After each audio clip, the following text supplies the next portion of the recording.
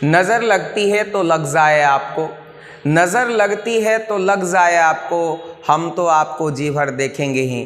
जी हाँ दोस्तों, आज आपका स्वागत है एक बड़ी ही मज़ेदार वीडियो में, जिसके अंतर्गत हम लोग बात करने वाले हैं क्लास 12 के केमिस्ट्री सब्जेक्ट के एक बहुत ही इंपॉर्टेंट चैप्टर पृष्ठीय रसायन के बारे में।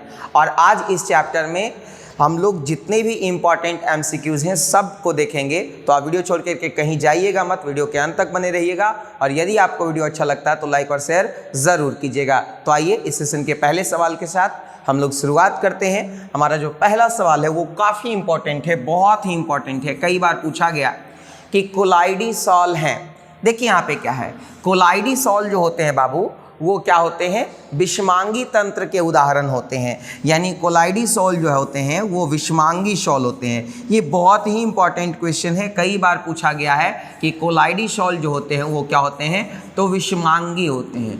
क्या होते हैं बाबू, विषमांगी। एकदम दिमाग में फिक्स कर लेना है, क्योंकि इसका सब अंग एक जैसा नहीं होता है। आप इसे बहुत देर तक छोड़ेंगे तो इसका जो है वह क्या है, आपको विषमांगी वाला गुण दिखना प्रारंभ हो जाएगा। अगले प्रश्न की तरफ चलते हैं। क्वेश्चन है, किस गैस का अवशोषण चारकोल के द्वारा सबसे अधिक होता है? तो किस गैस का अवशोषण चारकोल के द्वारा सबसे अधिक होगा? तो इसका जो राइट आंसर हो जाएगा वो ऑप्शन नंबर बी होगा, अमोनिया। क्या हो जाएगा बाबू, अमोनिया। अमोनिया का चारकोल के द्वारा अवशोषण जो है वह सर्वाधिक होगा। तो राइट आंसर हमारा ऑप्शन नंबर क्या हो जाएगा, बी हो जाएगा। इसके बाद अगर बात करें तो सल्फर डाइऑक्साइड गैस भी हैं जिनका अवशोषण जो है वह चारकोल के द्वारा अधिक होता है। अमोनिया के बाद आपका सल्फर डाइऑक्साइड है। वैसे हाइड्रोजन वगैरह जो ऑक्सीजन वगैरह गैस है इनका अवशोषण चारकोल के द्वारा बहुत कम मात्रा में होती है। तो मुख्य रूप से अगर बात करें तो अमोनिया, सल्फर डाइऑक्साइड आदि का जो है वह प्रमुखता के साथ जो है वह चारकोल के द्वारा क्या किया जाता है, अवशोषण किया जाता है। आगे चलते हैं, इसका हम लोग क्रम भी देख सकते हैं। H2 हो गया, O2 हो गया, आगे देख लेते हैं SO2 हो गया, फिर NH3 हो गया, और भी बहुत सारे गैस हैं। इनके अवशोषण का क्रम जो है वह इस प्रकार से है। आगे चलते हैं अगले प्रश्न की तरफ। साबुन ग्रीस को किसके द्वारा निकालता है? तो साबुन ग्रीस को किसके द्वारा निकालता है? तो देखिए यहाँ पे क्या है, साबुन ग्रीस को इमल्सीकरण की प्रक्रिया द्वारा निकालता है। किसके द्वारा निकलता है बाबू, इमल्सीकरण की प्रक्रिया द्वारा निकालता है।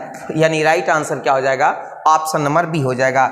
इमल्सीकरण की प्रक्रिया द्वारा ही जो है वह साबुन ग्रीस को क्या करता है, निकाल देता है। अगले प्रश्न की तरफ चलते हैं। क्वेश्चन है, निम्न में से कौन द्रव स्नेही क्लोराइड है? देखिए यहाँ पे क्या है, द्रव स्नेही क्लोराइड के उदाहरण कौन है? तो यहाँ पर देखिए क्या है कि द्रव स्नेही क्लोराइड के उदाहरण जो है वह क्या है, गोंद है। राइट आंसर क्या हो जाएगा, ऑप्शन नंबर बी। द्रव स्नेही क्लोराइड के उदाहरण जो है वह क्या है, वो गोंद है। अन्य कुछ उदाहरण जो है वह द्रव स्नेही क्लोराइड के हैं, वह है स्टार्च। ध्यान दीजिएगा, बहुत इंपॉर्टेंट है। स्टार्च, जिलेटिन, रबड़ आदि, ये सभी भी जो है वह द्रव स्नेही क्लोराइड के क्या है, उदाहरण है। तो राइट आंसर हमारा क्या हो जाएगा, ऑप्शन नंबर बी हो जाएगा।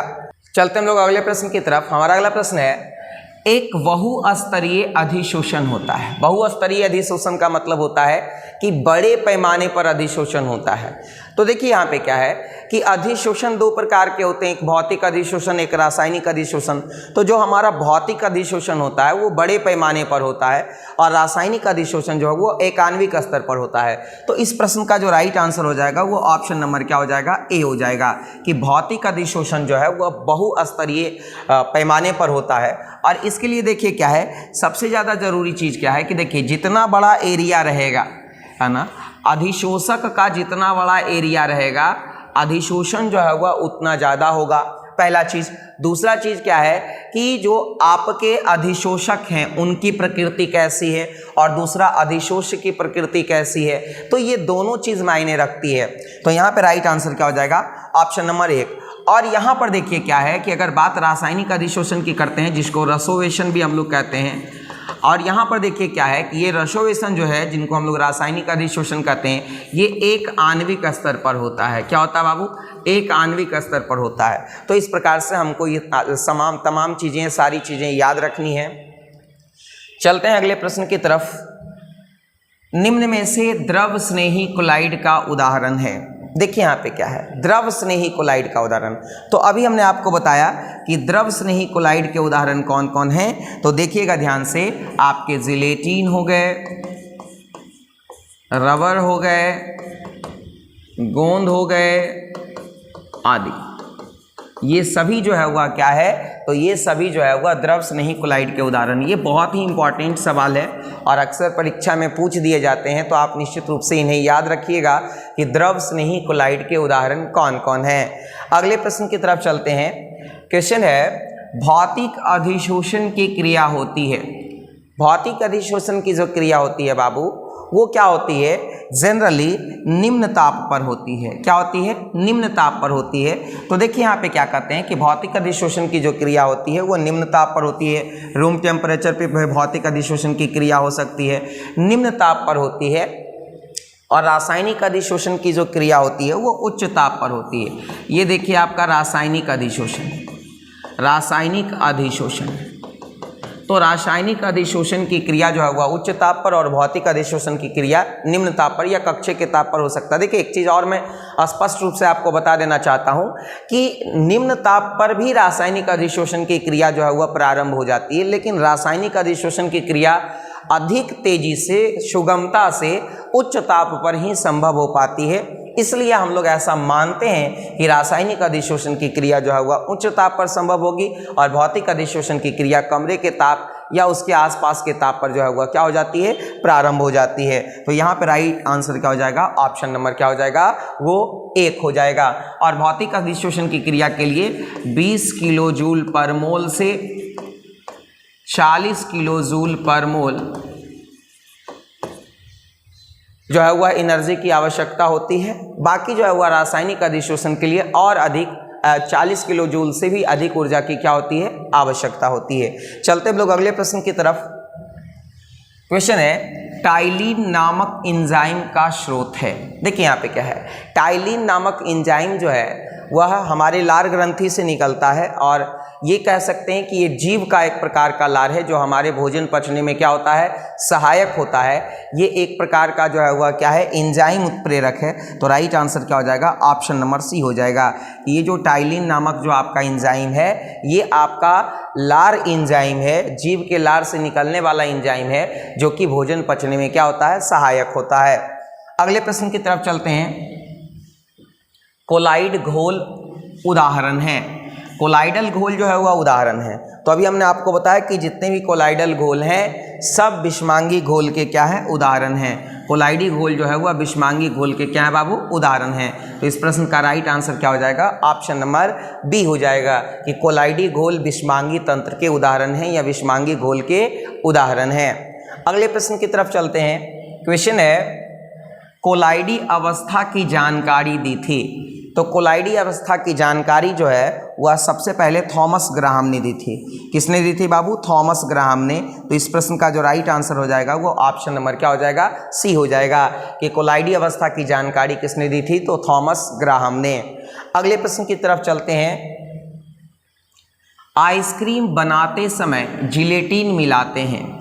तो देखिए क्या है, आइसक्रीम बनाते समय जो है वह जिलेटिन मिलाते हैं ताकि आइसक्रीम को जमने में क्या हो, सुविधा हो, वो आइसक्रीम को आसानी से जमने में क्या करे, मदद करे। तो आइसक्रीम बनाते समय जिलेटिन का काम है आइसक्रीम को जमने में मदद करना। तो इस प्रश्न का जो राइट आंसर हो जाएगा वो ऑप्शन नंबर क्या हो जाएगा, वो ए हो जाएगा।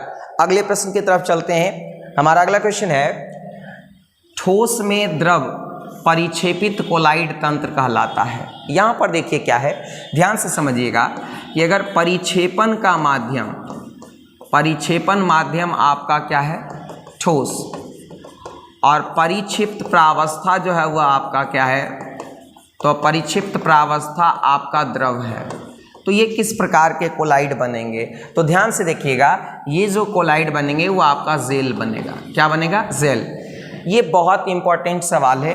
वैसे तो इस स्लाइड में जितने भी प्रश्न हैं वो सारे के सारे इंपॉर्टेंट है और मैं कम वक्त में आपको सारे प्रश्न करवाने का जो है वह इरादा रख रहा हूं और ताकि आपको जो है वह अधिक से अधिक क्वेश्चन कम से कम समय में कवर हो जाए। और इसको आप निश्चित रूप से याद कर लीजिएगा, क्योंकि इस तरह से परिक्षेपण के माध्यम और प्राक्षिप्त प्रावस्था से सवाल हर साल पूछे जा रहे हैं। मैं उसका सेपरेट वीडियो भी लेकर जल्द ही आपके भी चाहूँगा।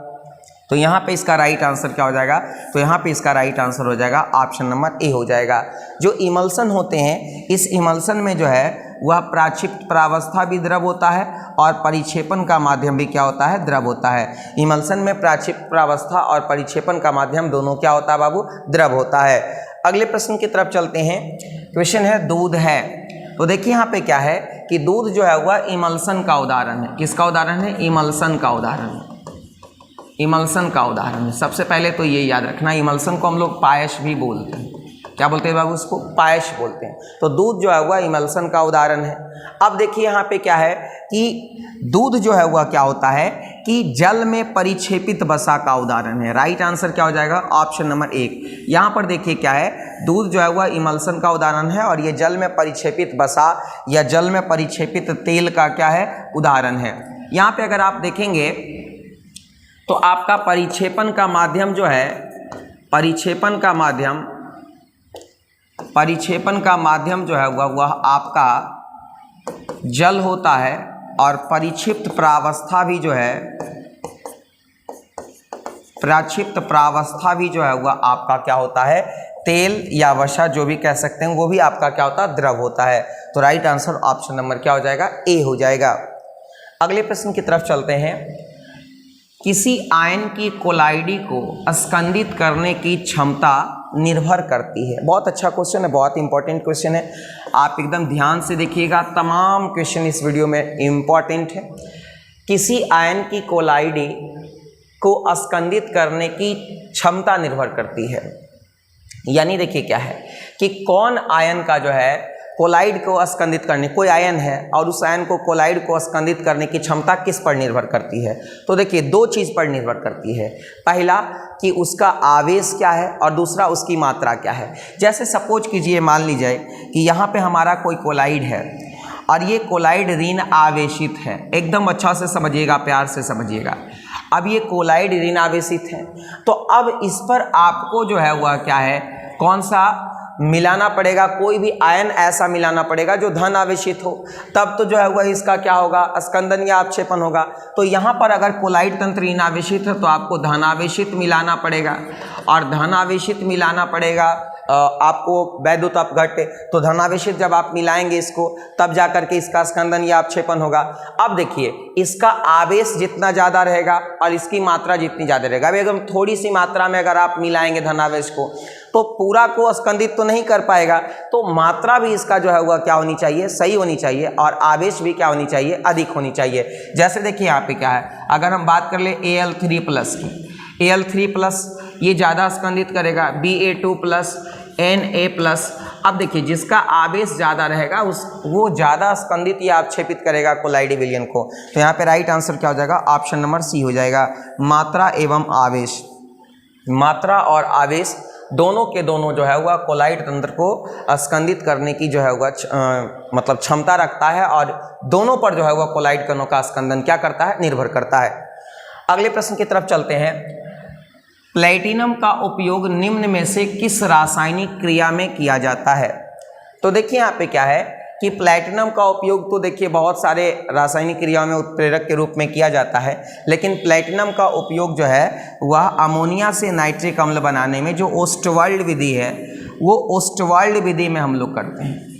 ओस्टवाल्ड विधि, ओस्टवाल्ड विधि से किसका निर्माण किया जाता है, ये भी याद रखिएगा, नाइट्रिक अम्ल।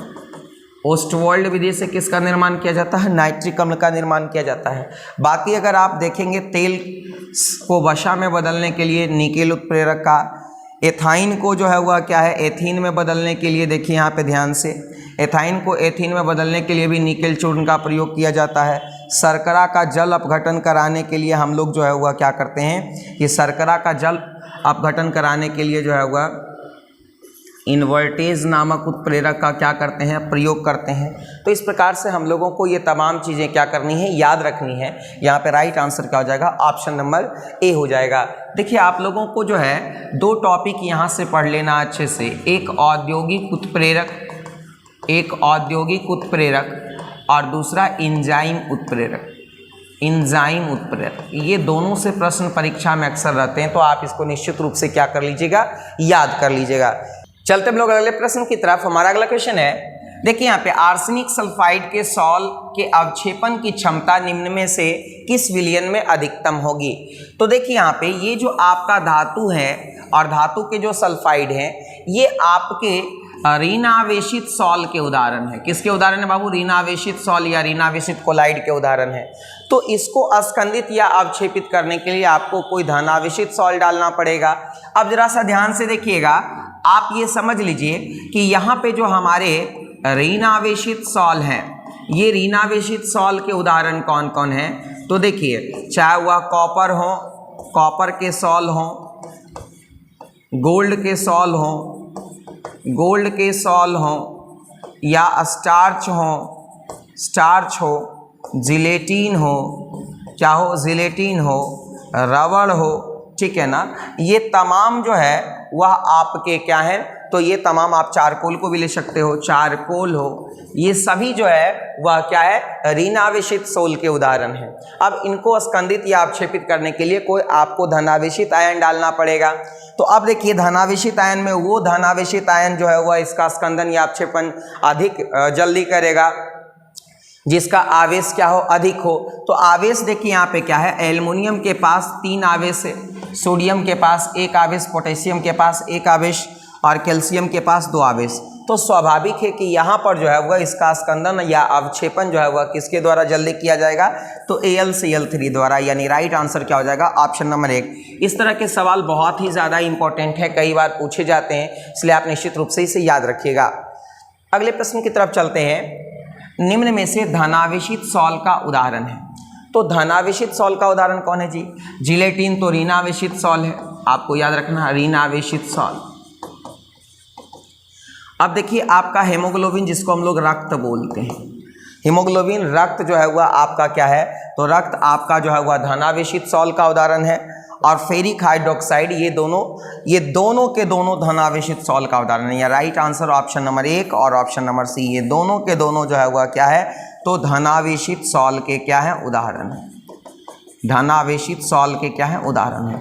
बहुत बार ये सवाल पूछा गया है, आप निश्चित रूप से याद रखेंगे। जैसे Al2O3XH2O, ये भी आप किसके उदाहरण हैं, तो धनावेशित सॉल के। किसके उदाहरण हैं, धनावेशित सॉल के। इस तरह से कई बार प्रश्न पूछा जाता है कि धनावेशित सॉल के उदाहरण कौन है, ऋणावेशित सॉल के उदाहरण कौन है, तो आप वहाँ से निश्चित रूप से उसे याद रखिएगा।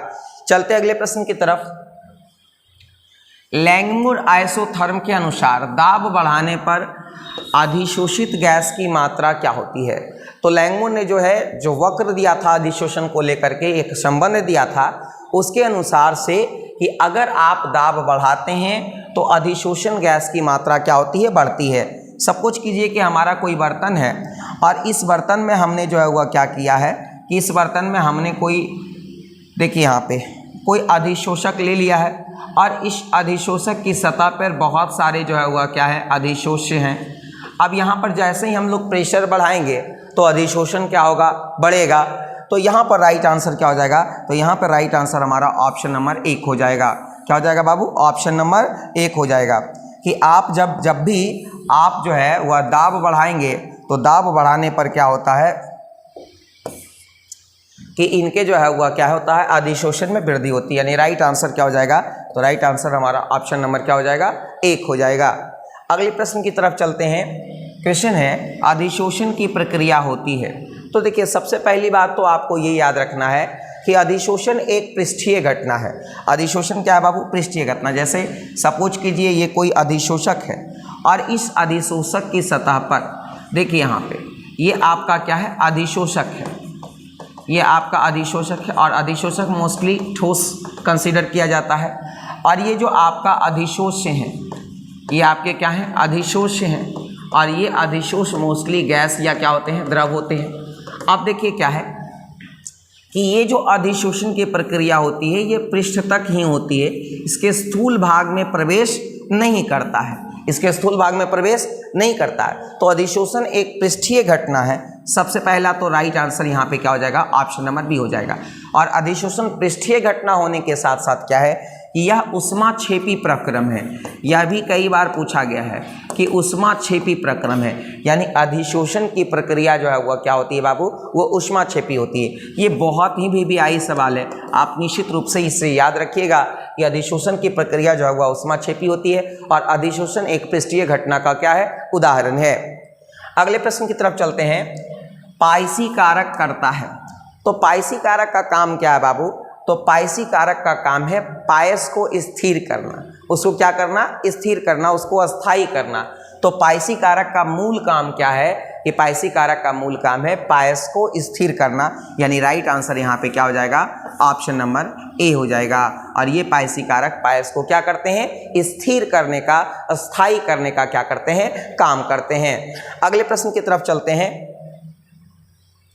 दूध एक उदाहरण है, तो दूध का जो है वह आपको पहले ही बताया गया कि दूध जो है वह पायस का उदाहरण है, इमल्सन का उदाहरण है। राइट आंसर क्या हो जाएगा, ऑप्शन नंबर डी हो जाएगा। ये पायस या इसी को हम लोग बोलते हैं क्या, इमल्सन।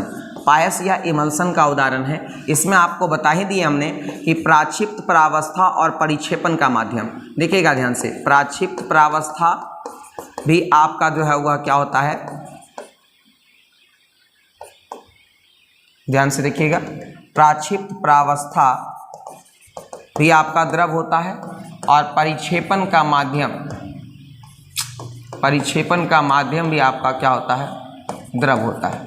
तो दोनों के दोनों आपके क्या होते हैं, द्रव होते हैं। और तब किस प्रकार के कोलाइड तंत्र का उदाहरण होता है, तो पायस का उदाहरण होता है। राइट आंसर ऑप्शन नंबर क्या हो जाएगा, डी हो जाएगा। अगले प्रश्न की तरफ चलते हैं। कोलाइडल कणों की गति जिगजैग होती है, इसका आविष्कार किसने किया था। देखिए यहाँ पे क्या है कि कोलाइडी कण इस प्रकार से यादृच्छिक रूप से जो है वह गति करते रहते हैं।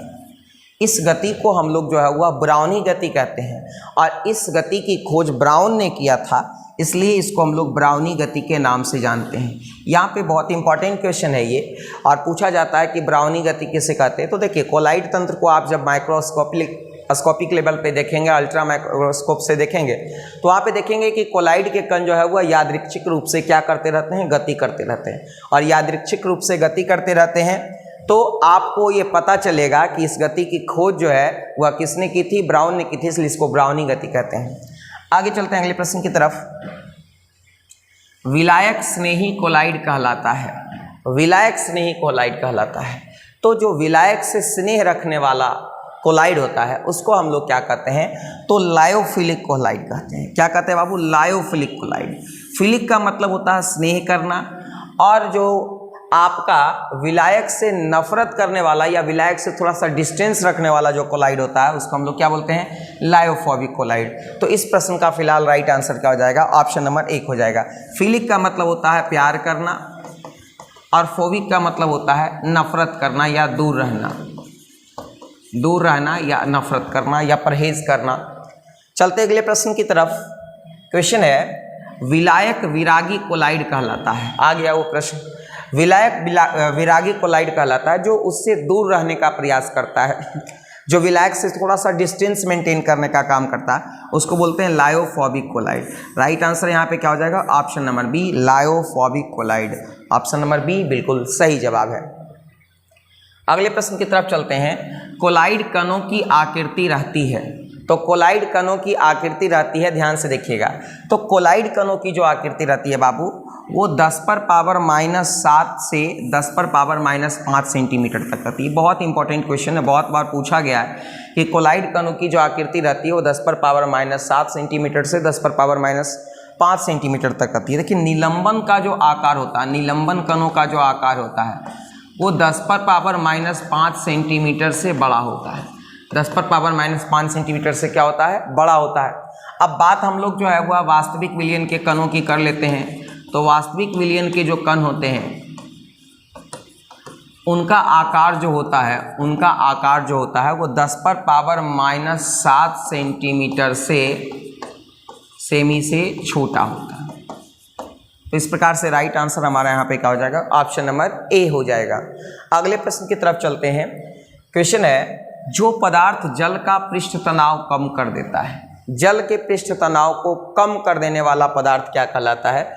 तो जल के पृष्ठ तनाव को कम कर देने वाला पदार्थ कहलाता है पृष्ठ सक्रिय कारक। क्या होता है बाबू? पृष्ठ सक्रिय कारक, जो जल के पृष्ठ तनाव को क्या कर देता है? कम कर देता है। बहुत ही इंपॉर्टेंट क्वेश्चन है जी।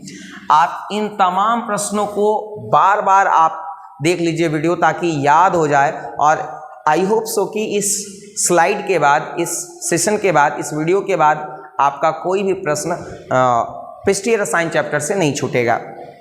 अब देखिए पृष्ठीय सक्रिय कारक कौन कौन होते हैं। तो देखिए यहाँ पे आपके साबुन हो गए, अपमार्जक हो गए आदि, ये सब आपके पृष्ठीय सक्रिय कारक हैं जो पृष्ठ तनाव को कम कर देते हैं। अब देखिए कुछ ऐसे भी पदार्थ होते हैं जो पृष्ठ तनाव को बढ़ा देते हैं। तो पृष्ठ तनाव को बढ़ाने वाले पदार्थ, पृष्ठ तनाव को बढ़ाने वाले पदार्थ, ये पदार्थ कौन कौन है? जैसे आपका NaCl हो गया, ये नमक हो गया, ये सब क्या करते हैं कि पृष्ठ तनाव को बढ़ा देते हैं। इनको अपृष्ठीय सक्रिय कारक कहते हैं। इनको क्या कहते हैं बाबू? अपृष्ठीय सक्रिय कारक ये NaCl आदि जो है वह क्या करता है? पृष्ठ तनाव को बढ़ा देता है। राइट आंसर फिलहाल यहाँ पे क्या हो जाएगा? Option number D. अगले प्रश्न की तरफ चलते हैं। ग्लूकोज को एथेनॉल में परिवर्तित करने वाला एंजाइम कौन है? बहुत ही इंपॉर्टेंट क्वेश्चन, बहुत ज़्यादा VVI क्वेश्चन कि ग्लूकोज को इथेनॉल में परिवर्तित करने वाला एंजाइम कौन है। देखिए यहाँ पे आपका ये C6H12O6 है, और इस ग्लूकोज को इथेनॉल में बदलने के लिए जाइमेज नामक प्रेरक की आवश्यकता पड़ती है, जो इसको इथेनॉल और कार्बन डाइऑक्साइड में क्या कर देता है? बदल देता है। तो यहाँ पे राइट आंसर क्या हो जाएगा? तो यहाँ पे राइट आंसर हो जाएगा ऑप्शन नंबर बी, जाइमेज। क्या हो जाएगा? जाइमेज। ये बहुत बार ये क्वेश्चन पूछा गया है कि आपका ग्लूकोज को जो है वह इथेनॉल में बदला जाता है किसके द्वारा? तो ग्लूकोज को इथेनॉल में बदला जाता है किसके द्वारा बाबू? तो जाइमेज उत्प्रेरक के द्वारा। राइट आंसर क्या हो जाएगा? ऑप्शन नंबर बी हो जाएगा। अगले प्रश्न की तरफ चलते हैं। यूरिया को अमोनियम कार्बोनेट में बदलने वाला एंजाइम कौन है? देखिए अच्छा क्वेश्चन है, VVI क्वेश्चन है, और इस तरह के क्वेश्चन हम आपको पहले ही बताया कि एंजाइम उत्प्रेरण को आप देख लीजिएगा, वहाँ से बहुत बार बहुत सवाल रहता है। तो यूरिया देखिए आपका क्या है? NH2CONH2 ये यूरिया है, और यूरिया को आपका अमोनियम कार्बोनेट में, या यूँ कह सकते हैं अमोनिया और कार्बन डाइऑक्साइड में जो है वह बदलने के लिए किसका प्रयोग किया जाता है? तो यूरिएज नामक उत्प्रेरक का प्रयोग किया जाता है। किसका प्रयोग किया जाता है? यूरिएज। तो देखिए यहाँ पे राइट आंसर जो हमारा हो जाएगा वो राइट आंसर ऑप्शन नंबर क्या हो जाएगा? डी हो जाएगा, यूरिएज। बिल्कुल बहुत ही इंपॉर्टेंट सवाल है, बहुत ही इंपॉर्टेंट सवाल है। इच्छू शर्करा जिसको हम लोग सुक्रोज बोलते हैं, इच्छू शर्करा को इन्वर्ट शर्करा में बदलने के लिए, इन्वर्ट शर्करा जिसको हम लोग ग्लूकोज और फ्रुक्टोज कहते हैं, ग्लूकोज प्लस क्या कहते हैं? फ्रक्टोज। तो इच्छू शर्करा जिसको हम लोग सुक्रोज बोलते हैं, और इस सुक्रोज को ग्लूकोज और फ्रुक्टोज में बदलने के लिए कौन से एंजाइम उत्प्रेरक का प्रयोग किया जाता है? तो इन्वर्टेज का प्रयोग किया जाता है। किसका प्रयोग किया जाता है बाबू? इन्वर्टेज का। तो इस प्रश्न का जो राइट आंसर हो जाएगा वो ऑप्शन नंबर क्या हो जाएगा? डी हो जाएगा। इस तरह के सवाल बहुत ज़्यादा VVIs हैं। आप वीडियो को एक बार दो बार देख लीजिए ताकि आपको सारा का सारा क्वेश्चन अच्छे से क्या हो जाए? समझ में आ जाए। अगले प्रश्न की तरफ चलते हैं। तेल को वसा में बदलने हेतु प्रयुक्त उत्प्रेरक है। अभी आपने देखा थोड़ा देर पहले कि तेल को अगर हम लोग वसा में बदलते हैं, तो तेल को अगर वसा में बदलना चाहते हैं तो निकेल चूर्ण का प्रयोग हम लोग करते हैं। किसका प्रयोग करते हैं बाबू? उत्प्रेरक के रूप में निकेल चूर्ण का। तो यहाँ पे राइट आंसर क्या हो जाएगा? ऑप्शन नंबर सी, कि तेल को वसा में बदलने के लिए निकेल चूर्ण नामक उत्प्रेरक का हम लोग क्या करते हैं? प्रयोग करते हैं। अगले प्रश्न की तरफ चलते हैं। हमारा अगला क्वेश्चन है, जिलेटिन के स्कंदन हेतु सबसे अधिक प्रभावी होती है। तो जिलेटिन का अगर आप स्कंदन करना चाहते हैं तो सबसे ज़्यादा प्रभावी कौन होगा? देखिए जिलेटिन तो सबसे पहले आपका जो है हुआ ऋण आवेशित कोलाइड है, और इसके स्कंदन के लिए जो परफेक्ट आपका जो कोलाइड है वो आपका है एल्कोहल। एल्कोहल से सबसे अधिक और सबसे शीघ्रता से जो है वह आपका क्या है? कि जिलेटिन जो है हुआ अस्कंदित या अवक्षेपित हो जाता है। राइट आंसर यहाँ पे क्या हो जाएगा, ऑप्शन नंबर 1 हो जाएगा। अगले प्रश्न की तरफ चलते हैं। विद्युत क्षेत्र के प्रभाव में कोलाइडी कणों का गमन क्या कहलाता है। तो जब कभी भी क्या है कि विद्युत क्षेत्र के प्रभाव में कोलाइडी कण को गुजारते हैं या विद्युत क्षेत्र के प्रभाव से कोलाइडी कण को गुजारते हैं तो इस व्यवस्था को या इस प्रक्रिया को हम लोग वैद्युत कण संचलन कहते हैं। क्या कहते हैं बाबू, वैद्युत कण संचलन कहते हैं। राइट आंसर क्या हो जाएगा, ऑप्शन नंबर डी, कि जब कोलाइडी कणों को या कोलाइडी तंत्र को जो है वह विद्युत क्षेत्र के प्रभाव से गुजारते हैं तो इस प्रक्रिया को हम लोग वैद्युत कण संचलन कहते हैं। Right answer option number D हो जाएगा। अपोहन जो क्या है, एक प्रकार से व्यवस्था है कोलाइडी कणों के शुद्धिकरण की। कोलाइड के शुद्धिकरण की जो प्रक्रिया है कि प्रक्रिया क्या कहलाती है, अपोहन कहलाती है। और टिंडल प्रभाव क्या है, तो टिंडल प्रभाव के बारे में हम लोग जानते हैं कि जब कोलाइड कणों से जो है वह प्रकाश को गुजारा जाता है, कोलाइड तंत्र से प्रकाश के कणों को गुजारा जाता है, माफ करें प्रकाश के किरणों को गुजारा जाता है तो उसका प्रकीर्णन हो जाता है और उसका रंग जो है वह दुधियापन हो जाता है। तो इस प्रभाव को हम लोग क्या बोलते हैं बाबू, तो इस प्रभाव को हम लोग टिंडल प्रभाव बोलते हैं। क्या बोलते हैं, टिंडल प्रभाव। राइट आंसर यहाँ पे ऑप्शन नंबर क्या हो जाएगा, डी हो जाएगा। अगले प्रश्न की तरफ चलते हैं। कोलाइडल पर आवेश की जानकारी प्राप्त होती है। तो देखिए कोलाइडल तंत्र पर आवेश की जानकारी कैसे प्राप्त होगी कि ऋण आवेशित है कि धन आवेशित है। तो जब आप उसको विद्युत क्षेत्र में प्रवाहित करेंगे तो स्वाभाविक है क्या कि अगर विद्युत क्षेत्र में आप प्रवाहित करेंगे तो वो अपने आवेश के विपरीत आवेश की तरफ क्या हो जाएगा, आकर्षित हो जाएगा।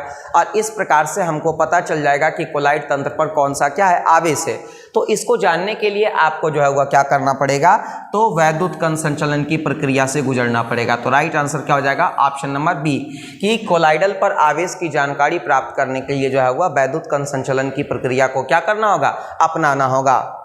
अगले प्रश्न की तरफ चलते हैं। निम्न में से कौन सा पदार्थ जल का शुद्धिकरण करने में प्रयुक्त होता है।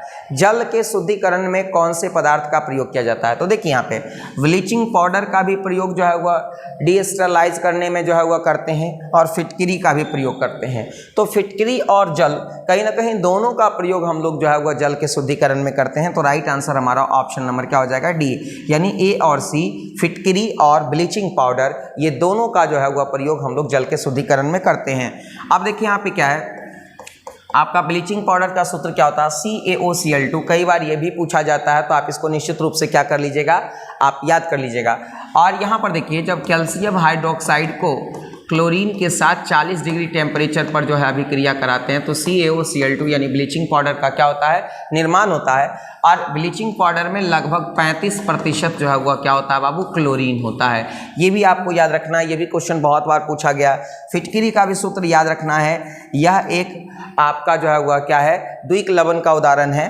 तो ध्यान से देखिएगा, K2SO4 Al2SO4 का हॉल 3 और 24H2O, ये आपके फिटकरी के सूत्र हैं। बहुत बार इसके सूत्र भी पूछ दिए जाते हैं, बहुत बार यह भी पूछ दिए जाते हैं कि द्विक लवण का उदाहरण कौन है, बहुत बार ये भी पूछ दिया जाता है कि फिटकरी में जल के कितने मोल है। तो इस तरह से इस प्रश्न को आप निश्चित रूप से क्या रखिएगा, याद रखिएगा।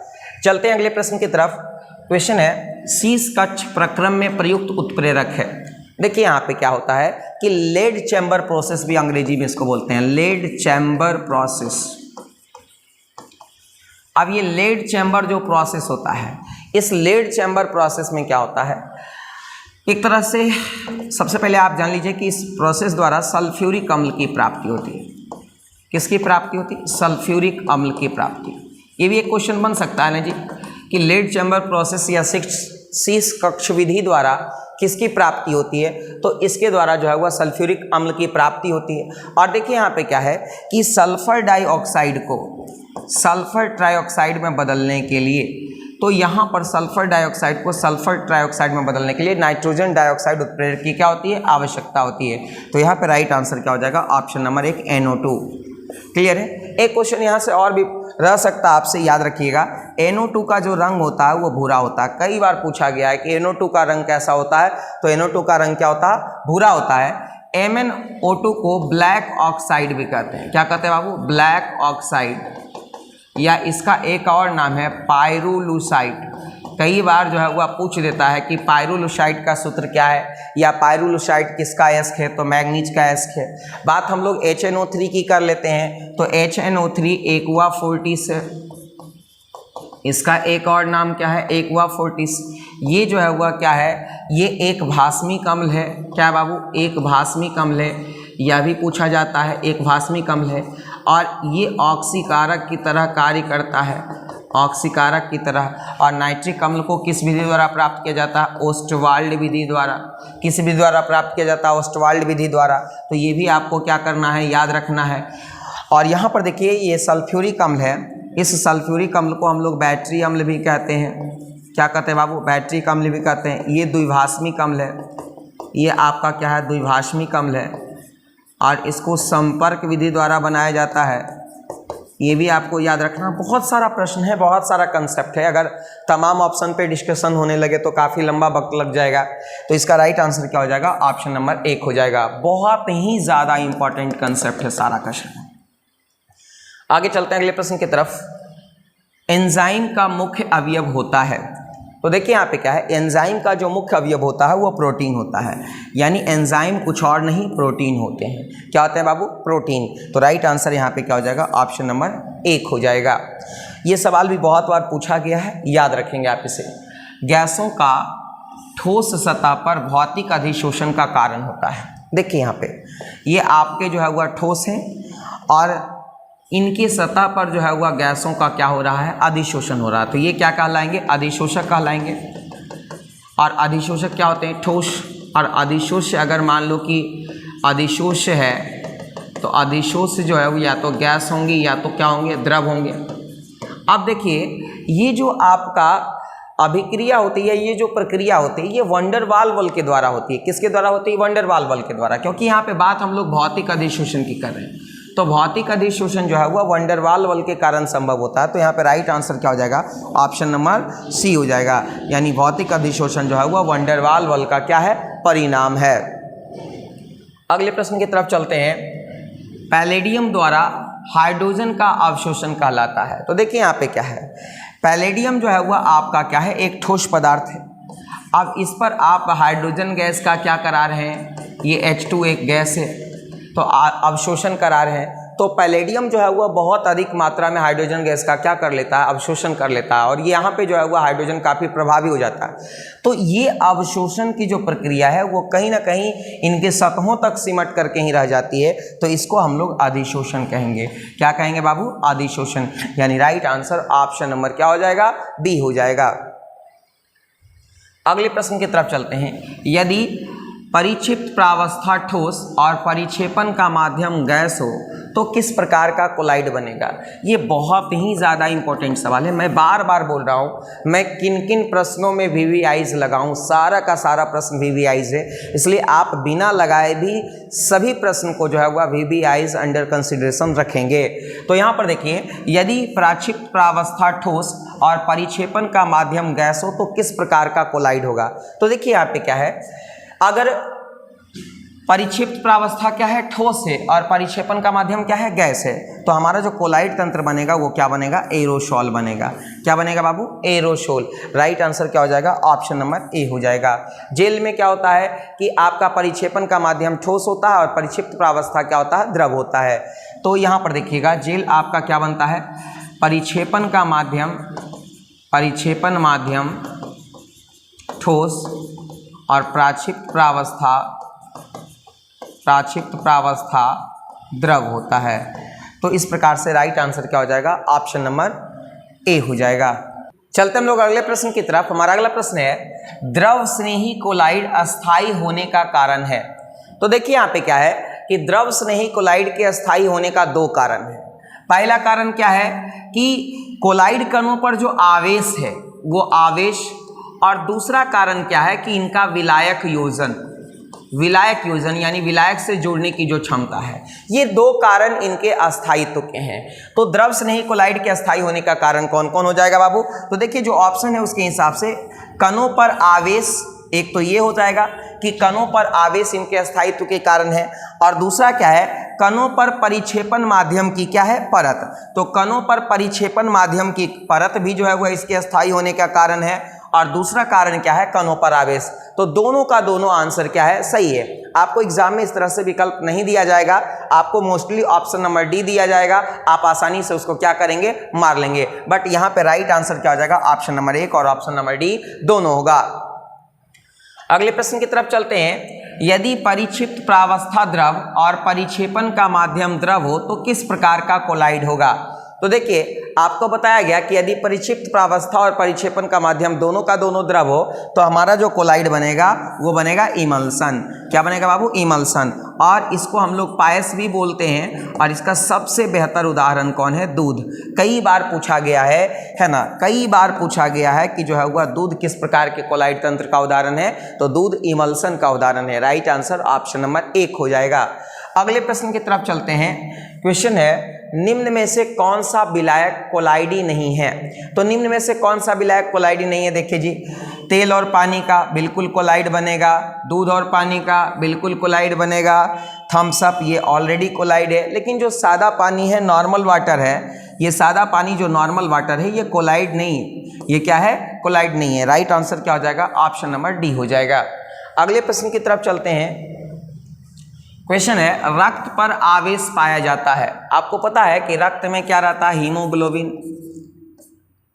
हीमोग्लोबिन रहता है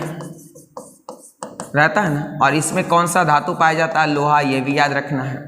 और रक्त जो है वह क्या होते हैं, तो रक्त जो है वह धनात्मक कोलाइड के उदाहरण है। किसके कोलाइड के उदाहरण है बाबू, धनात्मक। तो राइट आंसर क्या हो जाएगा, ऑप्शन नंबर सी। ये बहुत इंपॉर्टेंट क्वेश्चन है, आप इसे निश्चित रूप से याद रखिएगा कि रक्त जो है वह किस प्रकार के कोलाइड हैं, तो धनावेशित कोलाइड हैं। Right answer option number C. चलते हम लोग अगले प्रश्न की तरफ। हमारा अगला क्वेश्चन है, कोहरा यानी मिस्ट उदाहरण है। देखिए यहाँ पे कोहरा किसका उदाहरण है, तो आपको ये जान लेना चाहिए कि यदि परिक्षेपण का माध्यम गैस हो और प्राक्षिप्त प्रावस्था अगर आपका द्रव हो तो हमारा कोहरा का निर्माण होगा। तो राइट आंसर क्या हो जाएगा, ऑप्शन नंबर डी। क्या हो जाएगा, ऑप्शन नंबर डी, यानी कोहरा भी एरोसोल का उदाहरण है। गैस में अगर द्रव को डालते हैं, परिक्षेपण का माध्यम गैस हो और प्राक्षिप्त प्रावस्था द्रव हो तो कौन सा कोलाइड बनेगा बाबू, कोहरा बनेगा। राइट आंसर क्या है, ऑप्शन नंबर डी। अगले प्रश्न की तरफ चलते हैं। प्रोटीन किसका बहुलक है। तो देखिए यहाँ पे क्या है कि प्रोटीन जो है वह अल्फा एमिनो अम्ल का बहुलक है। किसका बहुलक है बाबू, अल्फा एमिनो अम्ल। क्लियर है ना, प्रोटीन जो है वह किसका बहुलक है, अल्फा एमिनो अम्ल का बहुलक है। ध्यान से देखिएगा आप, ये आपका अल्फा एमिनो अम्ल है और अल्फा एमिनो अम्ल का बहुलक कौन है, प्रोटीन है। राइट आंसर क्या हो जाएगा, ऑप्शन नंबर ए हो जाएगा, अल्फा एमिनो अम्ल। क्लियर है। चलते हम लोग अगले प्रश्न की तरफ। हमारा क्वेश्चन है, निम्न में से किसमें टिंडल प्रभाव संभव नहीं है। टिंडल प्रभाव किनके द्वारा नहीं दर्शाया जाता है। तो देखिए यहाँ पे निलंबन है, पायस है, स्वर्णसौल है और शर्करा विलयन है। तो देखिए शर्करा विलयन मतलब वास्तविक विलयन, और वास्तविक विलयन के द्वारा जो है वह टिंडल प्रभाव नहीं दर्शाया जाता है। तो इस प्रश्न का राइट आंसर क्या हो जाएगा, ऑप्शन नंबर सी हो जाएगा। क्या हो जाएगा बाबू, ऑप्शन नंबर सी हो जाएगा। इसको आप निश्चित रूप से याद रखेंगे, बहुत ही अच्छा क्वेश्चन है, बहुत ही शानदार क्वेश्चन है। अगले प्रश्न की तरफ चलते हैं। क्वेश्चन है, स्टार्च को माल्टोज में बदलने के लिए किस उत्प्रेरक का प्रयोग किया जाता है। देखिए यहाँ पे स्टार्च है और इसको किस में बदलना है, तो माल्टोज में। और इसको बदलने के लिए हम लोग जो उत्प्रेरक का इस्तेमाल करते हैं उस उत्प्रेरक का नाम है डायस्टीज। क्या नाम है बाबू, डायस्टीज। डायस्टीज उत्प्रेरक का प्रयोग करते हैं, यानी राइट आंसर क्या हो जाएगा, ऑप्शन नंबर ए। बहुत ही इंपॉर्टेंट सवाल कि स्टार्च को माल्टोज में परिवर्तित करने के लिए किस उत्प्रेरक की आवश्यकता पड़ती है, तो डायस्टीज उत्प्रेरक की आवश्यकता पड़ती है। अब देखिए यहाँ पे कि आपका ग्लूकोज को अगर इथेनॉल में बदलना हो, ग्लूकोज को एथेनॉल में बदलना हो, तो यहाँ पर हम लोग किसका प्रयोग करते हैं, जाइमेज का प्रयोग करते हैं, ये भी याद रखिएगा। यूरिया को अगर आपको अमोनिया और कार्बन डाइऑक्साइड में बदलना हो तो यहाँ पर देखिए क्या है, किसका प्रयोग करते हैं, यूरिएज का प्रयोग करते हैं। और इन्वर्टेज का प्रयोग जो है हम लोग कब करते हैं, तो अगर जो है वह आपका चीनी को अगर आप ग्लूकोज और फ्रुक्टोज में बदलना चाहते हैं, ग्लूकोज और फ्रुक्टोज में बदलना चाहते हैं तो आपको किसका प्रयोग करना पड़ेगा? इन्वर्टेज का। ये बहुत ही ज़्यादा इंपॉर्टेंट सवाल है, आप याद रखेंगे। तो इस प्रकार से right answer option number A होगा। अगले प्रश्न की तरफ चलते हैं। क्वेश्चन है, अधिशोषण सिद्धांत निम्न में से किस प्रकार के उत्प्रेरक की व्याख्या करता है? तो अधिशोषण सिद्धांत जो है वह विषमांगी उत्प्रेरण की व्याख्या करता है। किसका व्याख्या करता है बाबू? विषमांगी उत्प्रेरण की। ये भी बहुत अच्छा क्वेश्चन है, बहुत बार पूछा गया है कि अधिशोषण सिद्धांत निम्न में से किस उत्प्रेरण की व्याख्या करता है? तो विषमांगी उत्प्रेरण की व्याख्या करता है। बहुत ज़्यादा इंपॉर्टेंट सवाल है, याद रखिएगा। अगले प्रश्न की तरफ चलते हैं। यूरिएज उदाहरण है। आपको अभी जस्ट बताया गया कि यूरिया को अमोनिया और कार्बन डाइऑक्साइड में बदलने के लिए एक एंजाइम उत्प्रेरक का प्रयोग किया जाता है जिसका नाम क्या है? यूरिएज है। तो यहाँ पे राइट आंसर क्या हो जाएगा? ऑप्शन नंबर डी हो जाएगा कि आपका जो यूरिएज है वो एक एंजाइम उत्प्रेरक का क्या है? उदाहरण है। यूरिएज हो गया, आपका जाइमेज हो गया, डायस्टेज हो गया, इन्वर्टेज हो गया, ये सभी जो है वह क्या है? एंजाइम उत्प्रेरक के क्या है? उदाहरण है। अगले प्रश्न की तरफ चलते हैं। क्वेश्चन है, कोलाइडों को आवेश विहीन करके अवक्षेपित करना कहलाता है। अब कोलाइडों को आवेश विहीन करके अवक्षेपित करना चाहते हैं। जैसे आपको हमने बताया कि मान लो कि ये कोलाइड है AS2O3। अब ये जो कोलाइड है इसको आप आवेश विहीन करके एकदम जो है वह अवक्षेप के रूप में नीचे जमा देना चाहते हैं, तो इस प्रक्रिया को हम लोग स्कंदन कहते हैं। क्या कहते हैं बाबू? स्कंदन कहते हैं, या इसी को हम लोग अवक्षेपण कहते हैं। तो राइट आंसर क्या हो जाएगा? ऑप्शन नंबर बी हो जाएगा कि जब कभी भी कोलाइडी विलयन को हम लोग जो है वह आवेश विहीन उस पर से चार्ज हटाएंगे तो वो स्वाभाविक है कि जाकर के सतह पर क्या हो जाएगा? बैठ जाएगा, एक छोबा के रूप में, एक थोका के रूप में नीचे सतह पर जमा हो जाएगा। तो उस प्रक्रिया को स्कंदन या अवक्षेपण कहा जाता है। आगे चलते हैं। तेल तथा पानी के संयोग से बना कोलाइड विलयन कहलाता है। तो तेल और पानी के संयोग से जो कोलाइड विलयन बनता है उसको हम लोग बोलते हैं इमल्सन। क्या बोलते हैं बाबू? Emulsion. Right answer option number क्या हो जाएगा? डी हो जाएगा कि तेल और पानी के संयोग से जो बना कोलाइड होता है वो इमल्सन कहलाता है। जैसे आप दूध का ही उदाहरण ले लो कि जल में जो है वह प्रक्षेपित वसा होता है, कौन? आपका इमल्सन, और वो उसका उदाहरण आपका कौन है? दूध है। अगले प्रश्न की तरफ चलते हैं। निम्न में से कौन एरोसोल का उदाहरण है? देखिए यहाँ पे क्या है कि एरोसोल का उदाहरण कौन कौन है। ध्यान दीजिएगा कि अगर आपका परिक्षेपण का माध्यम गैस है और प्राक्षिप्त प्रावस्था ठोस है तो किस प्रकार के कोलाइड बनेंगे? एरोसोल। दूसरा ध्यान से देखिएगा कि यदि परिक्षेपण का माध्यम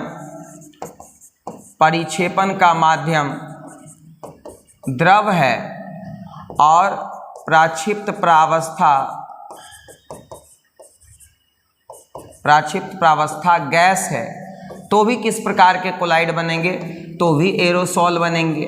और एरोसोल से अक्सर क्वेश्चन रहता है। तो देखिए यहाँ पे क्या है, आपका जो धुआं है वो एरोसोल का उदाहरण है। इसका उदाहरण है एरोसोल का, यानी राइट आंसर क्या हो जाएगा? Option number 1। दूध आपका किसका उदाहरण होगा बाबू? तो दूध आपका इमल्सन का उदाहरण है। जेली आपका किसका उदाहरण है? तो जेली तो खुद एक प्रकार का कोलाइड है जिसमें कि परिक्षेपण का माध्यम जो है ठोस रहता है, प्राक्षिप्त प्रावस्था क्या रहता है? द्रव रहता है। अब देखिए यहाँ पे साबुन का झाग जो है वह फोम का उदाहरण है। किसका उदाहरण है? फोम का उदाहरण है, ये भी आपको पता है। तो राइट आंसर हमारा क्या हो जाएगा? ऑप्शन नंबर 1 हो जाएगा। अगले प्रश्न की तरफ चलते हैं। विद्युत अपघट्य ताजे अवक्षेप में मिलाकर कोलाइडी विलयन को बनाना क्या कहलाता है? अब देखिए, स्कंदन की प्रक्रिया कर दिए। अब स्कंदन की प्रक्रिया क्या होता है कि कोलाइड तंत्र पर जो आवेश है उस आवेश को उदासीन करके आप उसको स्कंदित या अवक्षेपित कर दिए। अब फिर स्कंदित या अवक्षेपित पदार्थ में क्या करना है? थोड़ा सा ताज़ा जो है वह क्या करना है? विद्युत अपघट्य मिला करके उसको फिर से कोलाइड में बदल लेना है। तो इस प्रक्रिया को हम लोग क्या कहते हैं बाबू? तो इस प्रक्रिया को पेप्टीकरण कहते हैं। क्या कहते हैं? पेप्टीकरण। याद रखिएगा, स्कंदन की विपरीत की प्रक्रिया क्या है? पेप्टीकरण। स्कंदन अवक्षेप में बदलने की प्रक्रिया, कोलाइड से अवक्षेप में बदलने की प्रक्रिया स्कंदन, और अवक्षेप से कोलाइड में बदलने की प्रक्रिया क्या कहलाती है? पेप्टीकरण कहलाती है। राइट आंसर क्या हो जाएगा? ऑप्शन नंबर क्या हो जाएगा? सी। और अपोहन के बारे में आपको पहले ही बताया कि अपोहन जो है वह क्या है? वह आपको कोलाइड विलयन के शोधन की एक प्रक्रिया है। आप देखिए वैद्युत कण संचलन तो आपको पता है कि जब विद्युत क्षेत्र में जो है वह कोलाइड कण को गुजारा जाता है ताकि उस पर जो आवेश है उसका डिटर्मिनेशन हो सके, तो उसको हम लोग वैद्युत कण संचलन कहते हैं। अगले प्रश्न की तरफ चलते हैं। ऑक्जेलिक अम्ल सक्रियत चारकोल पर अधिशोषित में चारकोल कहलाएगा। देखिए यहाँ पे क्या है, आप ध्यान दीजिएगा कि अब यहां से ध्यान से देखना है कि जिसकी सतह पर आपका अधिशोषण हो रहा है उसको हम लोग क्या कहते हैं? अधिशोषक। और जिसका अधिशोषण होना है उसको हम लोग क्या कहते हैं? अधिशोष्य कहते हैं। क्या कहते हैं बाबू? अधिशोष्य कहते हैं। तो कहता ऑक्जेलिक अम्ल सक्रियत चारकोल पर अधिशोषण में चारकोल कहलाएगा। तो चारकोल क्या कहलाएगा? तो चारकोल कहलाएगा अधिशोषक। और यहाँ पर देखिए ऑक्जेलिक अम्ल का अधिशोषण हो रहा तो वो क्या कहला जाएगा? अधिशोष्य कहला जाएगा। तो यहाँ पर राइट आंसर क्या हो जाएगा? Option number 1। जिसका अधिशोषण होना है वो अधिशोष्य कहलाएगा, और जो जिसकी सतह पर अधिशोषण होना है वो क्या कहलाएगा? अधिशोषक। तो यहाँ पे साफ तौर पर लिख रहा है कि ऑक्जेलिक अम्ल सक्रिय चारकोल पर अधिशोषण में, सक्रिय चारकोल पर अधिशोषण हो रहा तो चारकोल क्या कहलाएगा? तो अधिशोषक कहलाएगा। अगर पूछता कि ऑक्जेलिक अम्ल क्या कहलाता तो ऑक्जेलिक अम्ल अधिशोष्य कहलाएगा। अगले प्रश्न की तरफ चलते हैं। किसकी स्वर्ण संख्या सबसे कम है? तो देखिए यहाँ पे क्या है, आप जिलेटिन को ले लो। जिलेटिन आप ध्यान से देखेंगे, उसके बाद आपका जो है वह क्या है? सबसे अधिक किसका होता है? स्टार्च का होता है। उसके बाद आपका जो है वह क्या है? तो बीच में सोडियम स्टेरिएट वगैरह आता है, सोडियम ओलिएट, ये सभी जो है वह क्या है? इसका जो है वह क्या है? आपका स्वर्ण संख्या। तो सबसे कम स्वर्ण संख्या किसकी होगी? जिलेटिन की। और सबसे अधिक स्वर्ण संख्या जो है वह किसकी हो जाएगी? तो स्टार्च की होगी। राइट आंसर ऑप्शन नंबर क्या हो जाएगा? 1 हो जाएगा। अगले प्रश्न की तरफ चलते हैं। फास्फोरस पेंटाऑक्साइड एक है। देखिए यहाँ पे क्या है, फास्फोरस पेंटाऑक्साइड जो है वह आपका एक अच्छा अवशोषक भी है। ये जल को क्या करता है? अवशोषित करने का काम करता है। और साथ ही साथ जो है वो ये P2O5 या P4O10 जिसको हम लोग फास्फोरस पेंटाऑक्साइड कहते हैं, ये ऑक्सीकारक के रूप में भी व्यवहार किया जाता है। किस रूप में व्यवहार किया जाता है बाबू? ऑक्सीकारक के रूप में।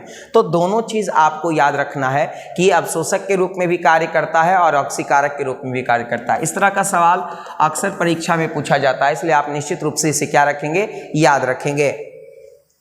अगले प्रश्न की तरफ चलते हैं। अपमार्जक को कहा जाता है। तो देखिए क्या है कि साबुन हो गए, अपमार्जक हो गए, ये पृष्ठीय सक्रिय कारक होते हैं। क्या होते हैं बाबू? पृष्ठीय सक्रिय कारक होते हैं। और पृष्ठीय सक्रिय कारक का काम क्या होता है?